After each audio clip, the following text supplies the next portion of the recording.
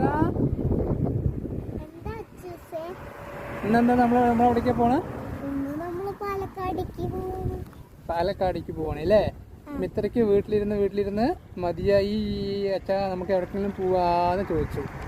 അപ്പോൾ ശരി എന്നാൽ പിന്നെ പോവാന്ന് പറഞ്ഞിട്ട് ഞങ്ങൾ രണ്ടാളും കൂടി പാലക്കാട്ടേക്ക് ഇറങ്ങിയതാണ് അല്ലേ? ഒരു ചായ കുടിച്ചിട്ട് വരാം അല്ലേ പാലക്കാട് പോയിട്ട്.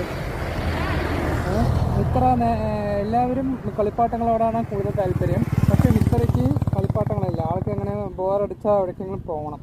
വെറുതെ പോയാൽ മതി, വേറെ ഒന്നും ചെയ്യണ്ട.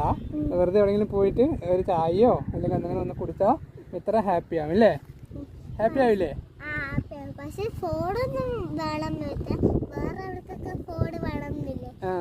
മിത്ര ഒന്നും ഫോൺ നോക്കില്ല അല്ലേ?